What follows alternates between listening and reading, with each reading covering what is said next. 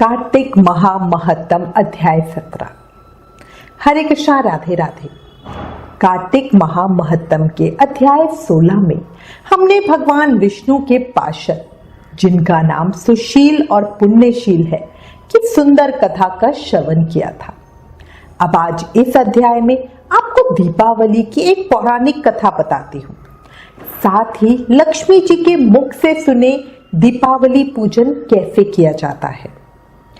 पहले के अध्याय 14 में दीपावली पर करने योग्य सभी कार्यों को बता चुकी हूँ। कृपया वो अध्याय दीपावली वाले दिन भी जरूर सुने।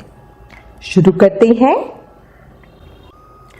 भक्ति से भरे भाव, हे हरि मेरे मन में उपजाओ। 17वां अध्याय कार्तिक, कृपा दृष्टि कर जाओ। नारद जी कहने लगे, हे राजा पृथु, जो कार्तिक कृष्ण अमावस्या को दीपावली की पूजा करता है वह कभी दरिद्री नहीं होता। इस संबंध में एक पुरातन इतिहास सुनो। धूरसेन देश में सत्य शर्मा नाम का एक अत्यंत दरिद्री ब्राह्मण रहता था। उसके मन में सदैव यही लालसा बनी रहती थी कि यदि मेरे पास धन हो तो मैं उसे दान आदि धार्मिक कार्यों में व्यय करूं। इसके लिए वह सदैव विष्णु जी का पूजन किया करता था। वह जो कुछ कमाता सब व्यय हो जाता। तब इस दरिद्रता निवारण का उपाय पूछने पर एक विद्वान ने उसे बताया कि तुम धन प्राप्ति के लिए शिवजी जी की आराधना करो। तब वो शिवजी जी का उपासक बन गया। 1 वर्ष बीतने पर एक दिन शिव जी ब्राह्मण का रूप धारण करके उसके पास आए और बोले, हे विप्र, धन की प्राप्ति हेतु तुम राजा के पास जाकर उनसे वरदान मांगो कि कार्तिक वदी अमावस्या को हमारे सिवा और कोई अपने घर में दीपक न जलाए। ब्राह्मण ने ऐसा ही किया और राजा ने उसकी बात स्वीकार कर ली।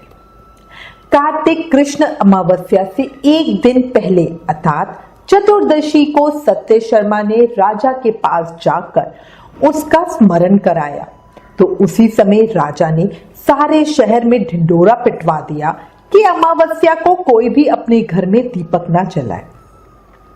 राजा की आज्ञा अनुसार अमावस्या की रात्रि को किसी ने भी दीपक नहीं जलाया।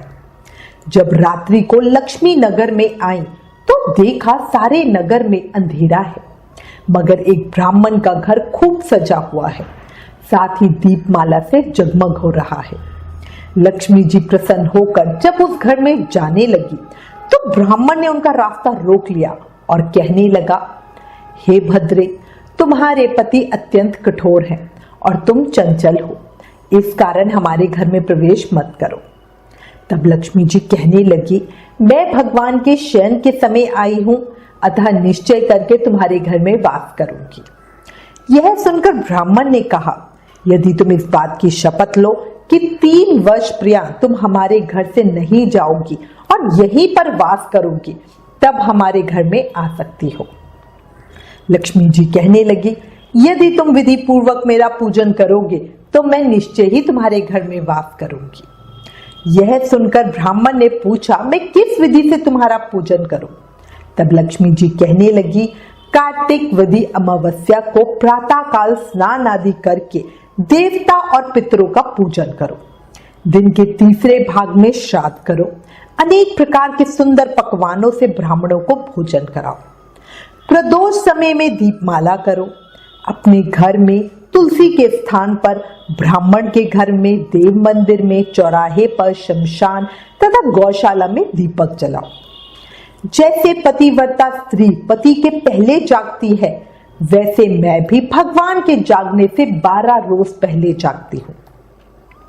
इस दिन बालक, वृद्ध तथा रोगी के सिवा और कोई भोजन ना करे। सायंकाल हमारा पूजन करें। सबसे पहले स्वास्तिक वाचन द्वारा गणेश का पूजन करें, फिर कुबेर का पूजन करके संकल्प करें। तत्पश्चात मेरा यानी लक्ष्मी जी का पूजन करें। लक्ष्मी जी का कमल के आसन पर स्थित, कमल पुष्पों की माला धारण की, कमल जैसे नेत्र वाली, गंभीर नाभि वाली, स्तन के भार से नम्र, सुंदर वस्त्र वाली, देवताओं के हाथियों द्वारा मणियुक्त घड़ों से स्नान करने वाली, कमल पुष्प हाथ में लिए ऐसे लक्ष्मी मेरे घर में निवास करे। सर्वप्रथम लक्ष्मी जी को आसन दे, फिर बाद अर्ध आचमन, स्नान, वस्त्र, धूप, दीप, नैवेद्य, जल, तांबुल, सुपारी, इन सब वस्तुओं को अर्पण करके नमस्कार करें। दीप जलाएं और समस्त रात्रि भगवान का कीर्तन करें। इस प्रकार कुबेर तथा लक्ष्मी जी का पूजन करके ब्राह्मणों को भोजन कराएं। फिर बंधु बांधवों सहित आप भी भोजन करें। सत्य शर्मा ने विधिवत इसी प्रकार किया, जिससे उसके पास बहुत सा धन हो गया। इसके बाद उसने अनेक यज्ञ भी किए।